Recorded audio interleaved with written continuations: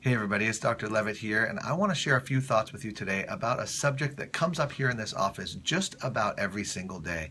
And that subject is NSAIDs, N-S-A-I-D-S, non-steroidal anti-inflammatory drugs. We've all heard of them. Most of us have taken them at some point. This is ibuprofen is the classic prototypical NSAID. There's also many other over-the-counter and prescription versions of this, which are widely and extensively used for just about anything that ails you. Now, recently, within the last couple of months, the Food and Drug Administration, the FDA, just increased the strength of the warning on the label of these pharmaceuticals to reflect new scientific information that shows us that there is increased risk of cardiovascular disease and stroke when these medications are used for any length of time greater than a couple of weeks.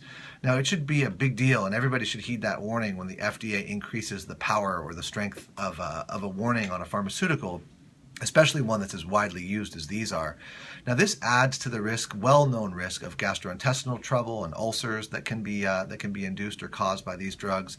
And also a little-known fact that there are several scientific studies that show that non-steroidal anti-inflammatory drugs can decrease the activity of the cells that produce cartilage, the collagen matrix that makes up cartilage in our joints.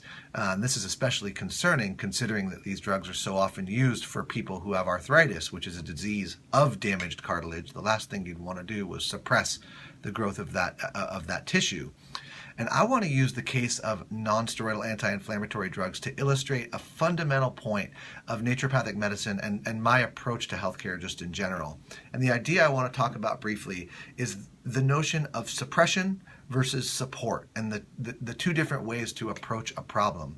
Now, NSAIDs are a classic example of a suppressive approach. These drugs cork up or inhibit the action of an enzyme that decreases the inflammatory response as a side effect. Now, there's other side effects as well. People like the anti-inflammatory portion. They don't like the heart disease and the stroke and the ulcers and the decrease of connective tissue activity. But they like the anti-inflammatory portion, and this is because of a suppressive effect, a decrease of the action of a fundamental biological enzyme. Now, if we contrast that with the idea of a supportive approach, now, if you approach inflammation from dietary perspective, eating anti-inflammatory foods and decreasing the consumption of pro-inflammatory foods, and gentle, moderate exercise, and good sleep, and stress reduction capabilities, and nutritional compounds and herbal compounds that support the natural inherent anti-inflammatory process, things like turmeric, things like boswellia, ingredients like quercetin. You'll recognize some of these as the active ingredients in Up Wellness's formula AI4X. These are agents that support the body's natural anti-inflammatory capability, which is a very different thing than suppressing the action of an enzyme. So I really want you to think about that when approaching any problem, physical problem in your health, the idea about support versus suppression. And if you can get there and achieve results using a supportive approach, that tends to pay off big dividends for you. So I hope that's helpful to you.